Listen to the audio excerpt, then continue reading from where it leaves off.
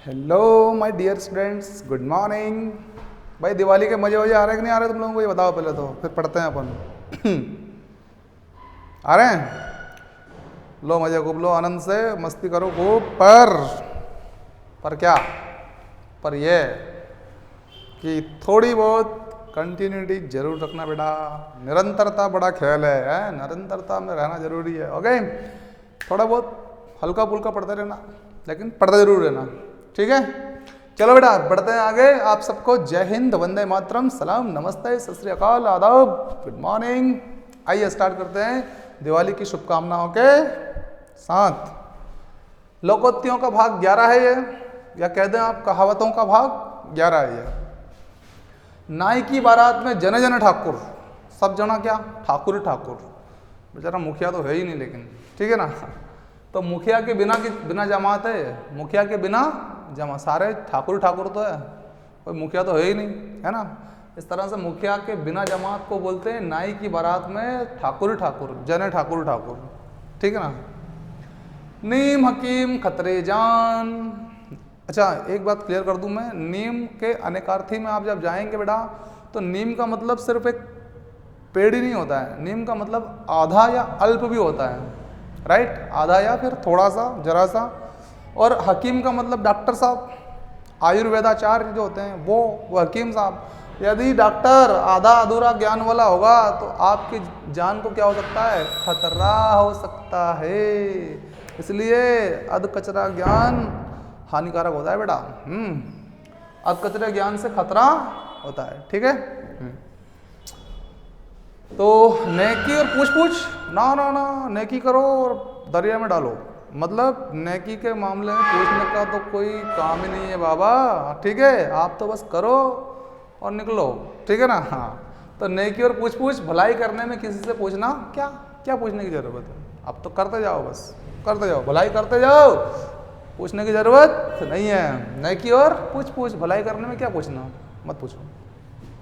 नेकी कर कुएं में डाल, उपकार करके उसे जताना नहीं चाहिए। अगर आपने किसी के ऊपर उपकार कर दिया, एहसान कर दिया, तो आप क्या बार बार बोलोगे अरे मैंने तेरे ऊपर तो ये एहसान किया था, ये एहसान किया था? ऐसा कभी नहीं करना। इसलिए कहते हैं नेकी करके दरिया में डाल दे, भूल जाओ उसको। कोई ईश्वर आपका भी कहीं ना कहीं सहयोग कर देगा किसी न किसी रूप में आकर, ठीक है? ऐसे तो नेकी कर कुएं में डाल, उपकार करके उसे जताना कभी भी नहीं चाहिए, उसे जताना नहीं चाहिए। नौ की लकड़ी 90 खर्च। लो बताओ, लकड़ी कितने की आई? मात्र 9 रुपए की। खर्चा कितना कर दिया लाने में? 90 रुपया। तो लाभ से अधिक नुकसान हो गया कि नहीं हो गया? हो गया। थोड़े फायदे के लिए अधिक खर्च हो गया भाई साहब। थोड़े फायदा और अधिक खर्चा, उसमें फायदा थोड़ा सा ही हुआ, 9 रुपए की लकड़ी थी, फायदा कम करेगी, खर्चा उससे ज़्यादा कर दिया, 10 गुना, है ना। तो थोड़े फायदे के लिए अधिक खर्च को बोलते हैं 9 की लकड़ी 90 खर्च। पत्थर पर जोंक नहीं लगती भाई ना, नहीं लगती है। इसका मतलब जोंक ना समझते हैं आप? अच्छा, जोंक का मतलब क्या होता है पता है कि नहीं आपको? पहले तो समझो, पत्थर पर जोंक नहीं लगती मतलब बलवान का शोषण करना कठिन कार्य है। ध्यान देना बेटा, जोंक का यहाँ अनेकार्थी के रूप में शब्द निकलेगा क्या? चोट। क्या? चोट या आघात। तो किसी अमीर आदमी पर या बड़ा आदमी को, रे बलवान ताकतवर आदमी रहे, उसको चोट पहुंचाना आसान है क्या? नहीं है, डर लगता है, पता नहीं क्या करेगा ये। हाँ ऐसे है। तो पत्थर पर जोंक नहीं लगती है, इसलिए बलवान का शोषण करना कठिन होता है, उसको चोट पहुंचाना कठिन होता है, उसको आघात लगाना कठिन होता है, ठीक? पत्थर पर जोंक नहीं लगती, बलवान का शोषण करना कठिन होता है। पर उपदेश कुशल बहुत है रे, पर उपदेश कुशल बहुत है। दूसरों को उपदेश देना बड़ा आसान होता है, फॉलो करना बड़ा मुश्किल होता है ना। हाँ, तो पर उपदेश कुशल, दूसरों को उपदेश देना बड़ा आसान होता है भाई, दूसरों को उपदेश देना आसान है। ओके। पढ़े फारसी बेचे तेल और पढ़े लिखे देखो, बड़े पढ़े फारसी बेचे तेल, या देखो किस्मत का खेल। मतलब आदमी बहुत पढ़ा हुआ है, यहाँ तक कि फारसी पढ़ा है उसने, क्या पढ़ा? फारसी भाषा का ज्ञानी है वो, उसके बाद में भी तेल बेचना पड़ रहा है उसको। मतलब क्या दुर्भाग्य से कभी कभी क्या होता है, पढ़े लिखे लोगों को भी हल घेरना पड़ता है। क्या करना पड़ता है? मतलब दूसरे काम करने पड़ते हैं, टाइम पास करना पड़ता है, मारा मारा फिरना पड़ता है, ऐसे है ना। तो दुर्भाग्य से पढ़े लिखे व्यक्ति भी मारे मारे फिरते हैं, पढ़े लिखे होते हैं, वो भी क्या करते हैं, मारे मारे फिरते हैं दुर्भाग्य से, है ना। तो पढ़े फारसी बेचे देल, या देखो किस्मत का खेल।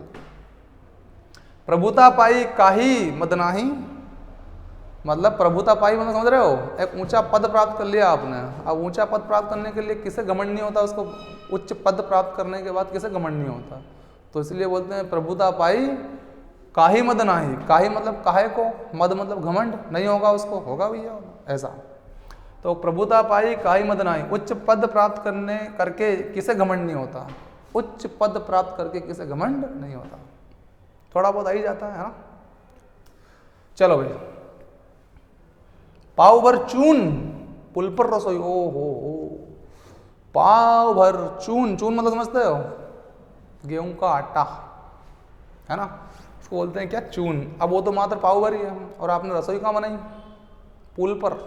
पुल, नदी नालों पर जो पुल बनते हैं ना, वहाँ पे, मतलब कि बहुत सारे मेहमान को बुलावा भेज दिया आपने, और व्यवस्था आपके पास है ही नहीं, साधन आपके पास बिल्कुल सीमित है ना। ये हुआ, इसको बोलते हैं क्या, कि पाव भर चून और पुल पर रसोई। सीमित साधन होने पर भी ज़्यादा लोगों को निमंत्रित कर लेना। साधन आपके पास सीमित ही है, पाव भर ही है, और उसके बावजूद भी बहुत ज़्यादा लोगों को आपने क्या भेज दिया, आमंत्रण या निमंत्रण या इनविटेशन भेज दिया, ठीक है ना। इसको बोलेंगे पाव भर चून पुल पर रसोई, सीमित साधन होने पर भी ज़्यादा लोगों को निमंत्रित कर लेना, निमंत्रित कर लेना, निमंत्रित कर लेना। और आप लाइक कर देना फटाफट से बेटा। Oh shit, 1 minute.